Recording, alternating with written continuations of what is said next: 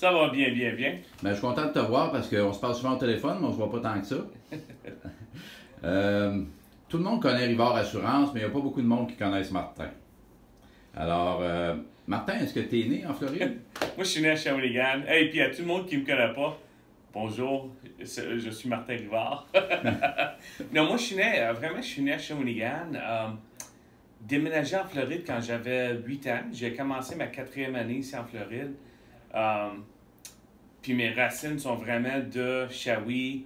On habitait à Shawinigan quand j'étais jeune. Shawinigan Sud, Grand-Mère, Sainte-Foy à Québec. C'est de là qu'on vient. Puis j'aime vraiment ça, être capable de faire mon tour au Canada une fois de temps en temps. C'est le fun. Oui, je te comprends. Nous autres aussi, on aime ça y retourner. Quand ton père est déménagé en Floride avec la famille, est-ce qu'il s'en est ici pour ouvrir un bureau d'assurance? Mon père, dans le temps, à Québec, était un agent pour Prudentiel de l'Amérique. Vraiment un vendeur d'assurance vie. C'est de là qu'il a commencé. Puis il allait vraiment porte à porte. Il cognait sur les portes. Puis bonjour pour s'introduire. C'était vraiment un autre style de vente au complet. Les vieux vendeurs d'assurance vie comme ça. Puis, il y a eu son transfert de Prudentiel du Canada, ici en Floride. Puis tranquillement pas vite, il a dit, tabarouette, il doit avoir d'autres choses que juste l'assurance vie. C'est vraiment là qu'il a dit, la seule façon que je vais être capable de bien prendre soin d'un client, c'est si on est capable de rendre service à tous les produits qui sont requis.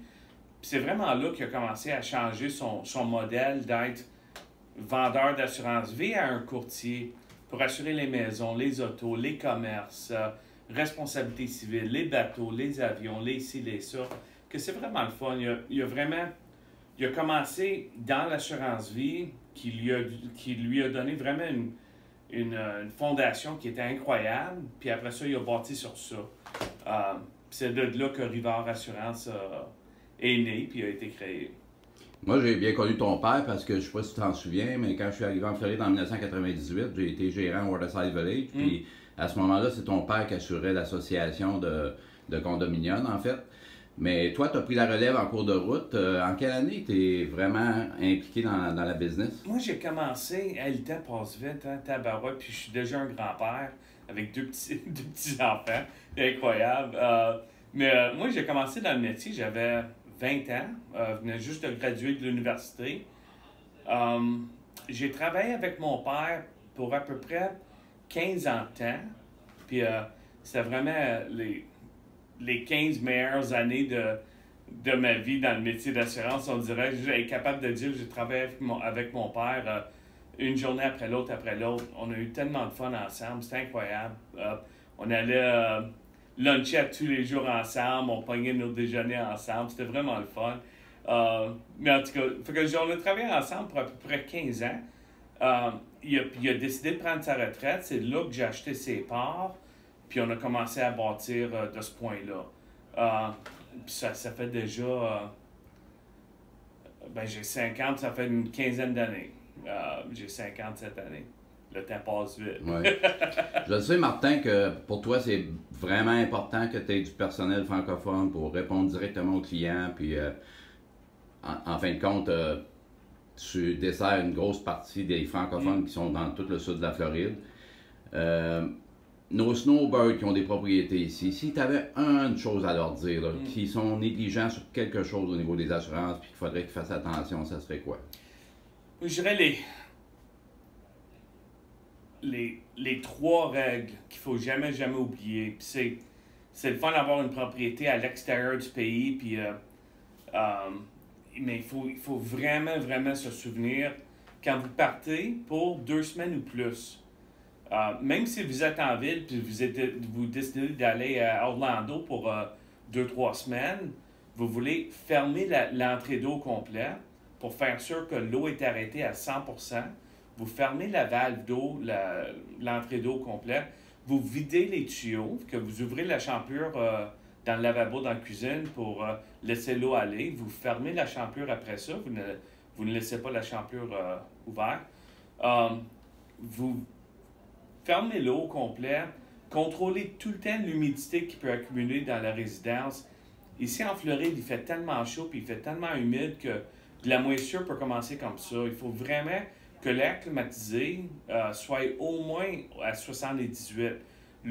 La moisissure peut commencer quand la température à l'intérieur du condo est 79 en montant. Il faut contrôler la température pour être capable de contrôler l'humidité, fermer l'entrée d'eau, puis il faut absolument que quelqu'un rentre dans le condo une fois de temps en temps pour être capable de voir s'il y a un petit pépin qui a commencé qui peut devenir catastrophique. Puis honnêtement, je peux pas te dire à quel point qu'on a eu des réclamations qui ont commencé à être des réclamations de 500 $, qui ont devenu des réclamations de 20 000 parce que quelqu'un n'a pas fait faire surveiller leur condo pendant qu'il n'était pas là. Puis malheureusement, les assureurs, leur mentalité, c'est vraiment, ben, si la personne part du pays puis ils font rien pour entretenir leur condo puis le surveiller, pourquoi est-ce qu'on devrait être responsable pour leur négligence? Que les assureurs vont vraiment considérer ça de la négligence si le condo n'est pas surveillé du tout.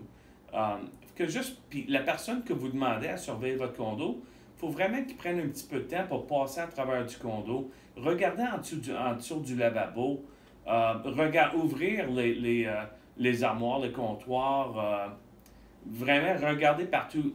Je dirais à tous les endroits où il y a une entrée d'eau. Ça peut être en arrière de la toilette, en dessous d'un lavabo, dans la salle de bain, n'importe où qui a une entrée d'eau. Regardez pour faire sûr qu'il n'y a pas de l'eau qui dégage tranquillement pas vite. Une autre chose aussi qu'on dirait que personne ne fait jusqu'à temps qu'il y a un problème, c'est toutes les je ne sais même pas comment on dit ça en français, les patentes de caoutchouc qui est en arrière de la toilette, qui gardent vraiment le tuyau sécure. Avec le temps, ils vont sécher, puis ils vont briser, puis l'eau commence à dégoûter. Ça, c'est une réclamation qu'on a souvent. Que juste, des fois, changer des choses comme ça, juste pour être capable de prévoir les réclamations, puis les arrêter avant qu'ils commencent. Une autre petite recommandation, j'aime tout pendant que je suis en train de parler, une autre petite recommandation, c'est tout le temps, les tanks à eau chaude. Si votre tank à eau chaude de 10 ans ou plus, s'il vous plaît, je dis à tout le monde, 10 ans ou plus, même si la tank à eau chaude est vraiment belle, puis il n'y a pas de problème avec, vous la changez. Je dirais 99 des réclamations qu'on a avec les tanks à eau chaude, la tank va avoir 10 ans ou plus. Tout le temps, tout le temps, tout le temps. Puis c'est tellement rare d'avoir un dégât d'eau avec une tank qui a 1 an, 2 ans, 3 ans, que changer la tank à eau chaude si elle dépasse 10 ans. Que ça, c'est mes recommandations en général. Puis c'est incroyable à quel point que ça va réduire les réclamations que vous allez avoir si ces 3-4 choses-là sont faites. Puis à quel point que ça va éviter les réclamations complètes. Juste, j'aime tout le temps aviser à tout le monde de faire ça en passant bien vite. Martin, je te remercie beaucoup pour ta collaboration habituelle. Ça me fait plaisir. Tu es la personne la plus facile à interviewer. ça veut dire que je parle trop. Puis je vous rappelle à tout le monde que vous pouvez trouver les coordonnées de Rivard Assurance sur notre site du Palm Beach en français dans la section de nos partenaires. Merci beaucoup, Martin. Ça me fait plaisir. Bonne journée. Hein? Bonne journée. Bye.